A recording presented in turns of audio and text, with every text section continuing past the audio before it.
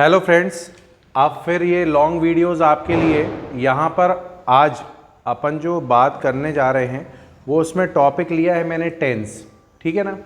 Tense जो है basically अपन लोग जानते हैं कि प्रेजेंट टेंस होता है, पास्ट टेंस होता है, फ्यूचर टेंस होता है। लेकिन टेंस को स्टडी करने से पहले यहाँ पे कुछ दो टॉपिक है जो मैं आपको पहले बताना चाहूँगा। उनको ये वीडियो की एक सीरीज़ रहेगी, इसमें टेंस का पूरा एक्सप्लेनेशन रहेगा। ठीक है ना। तो आप इस फर्स्ट वीडियो को आज देखिए और इसमें मैं फर्स्ट जो टॉपिक है टेंस को पढ़ाने से पहले एम्फेसिस को समझाना चाहता हूँ आपको। ठीक है ना। तो एम्फेसिस को समझने के लिए देखिए यहाँ पे एम्फेसिस जो वर्ब होती है वो होती है डू, डज और डिड। करेक्ट। ठीक है ना। मीन्स हम इनको यूज कहाँ पे करते हैं? देखिए डू और डज जो है हमारा वो हम यूज करते हैं काय में? प्रेजेंट टेंस में। ये डू और डज का हम यूज करते हैं काय में? प्रेजेंट टेंस में। करेक्ट है ना। और डिड का हम यूज करते हैं काय में? Past tense. करेक्ट। मीन्स अगर हम दोनों चीज़ों को, तीनों वर्ब को समझ लेते हैं तो हमको प्रेजेंट और पास्ट की सिंपल टेंस को समझने में बहुत आसानी हो जाएगी।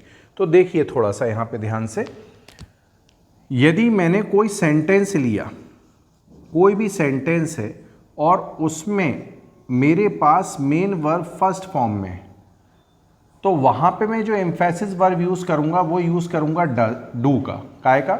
डू का यूज़ करूँगा और उसके बाद मैं मेन वर्ब को फर्स्ट फॉर्म में रहने दूंगा।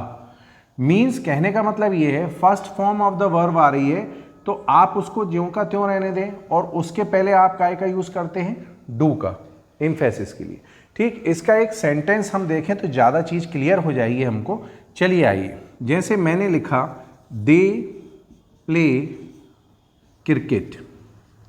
Correct.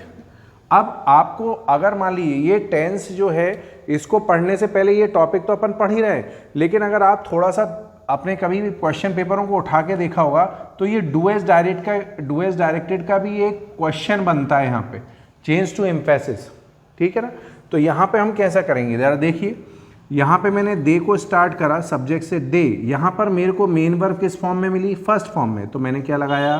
They do play cricket. Correct. अब इसके पहले अगर हम किसी भी मेन वर्ब के पहले डू डज डिड का यूज करते हैं तो वो मेन वर्ब अपने आप में क्या हो जाती है? स्ट्रांग हो जाती है, पावरफुल हो जाती है। ठीक है। अब सेकंड, फर्स्ट कंडीशन ये हो गई।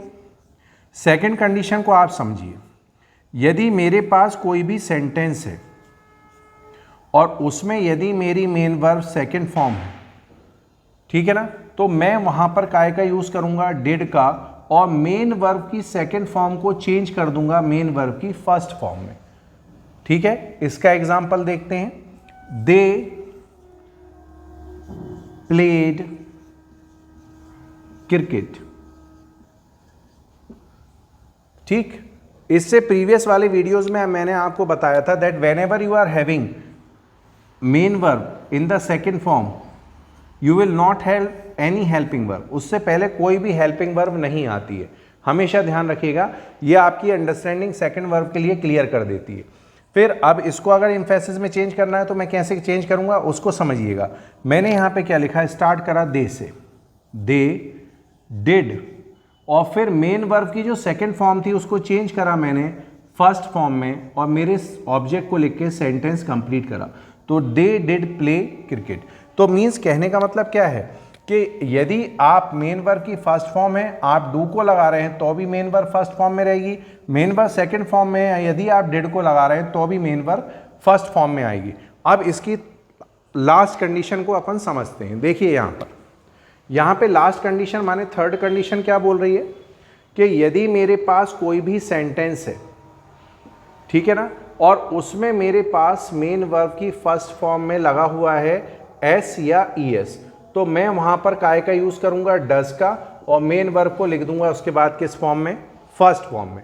ध्यान देने वाली बात है इसमें यह है कि तीनों जगह जहां पर हम डू डज और डिड का यूज करते हैं उसके बाद हमेशा मेन वर्ब फर्स्ट फॉर्म में ही आएगी। इसका एग्जाम्पल लिखें यहाँ पे, जैसे मैंने लिखा यहाँ पे ही plays cricket. Correct. Example same to same follow कर रहा हूँ, बस सब्जेक्ट को चेंज कर रहा हूँ माय डियर। ठीक है। यहाँ पे मैंने देखा यहाँ पे मेन वर्ब किस फॉर्म में है? फर्स्ट फॉर्म में है लेकिन उसके साथ एस लगा हुआ है। जब मेरे पास मेन वर्ब फर्स्ट फॉर्म में है और मेरे पास एस लगा हुआ है तो मैंने क्या करा, यहाँ पे लिखा ही डज और एस को हटा दिया, he does play cricket. Is that clear to all of you? ठीक है ना। अब यहाँ पर इसकी समरी अगर मैं देखूंगा तो समरी में क्या है कि that whenever you are using do, does और did in any of the sentence, ठीक है ना, before the main verb you have to write the main verb in the first form. ठीक, ये आपका बेटा जी फर्स्ट टॉपिक है। ठीक, किस चीज के लिए? टेंस के लिए। इसको समझना जरूरी है क्योंकि ये एक इंडिविजुअल टॉपिक भी है और ये एक बेस टॉपिक भी है टेंस के लिए। ठीक, थैंक यू। उम्मीद है आपको वीडियो पसंद आया होगा और अगर पसंद आया तो लाइक शेयर एंड सब्सक्राइब जरूर करिएगा। वेलकम।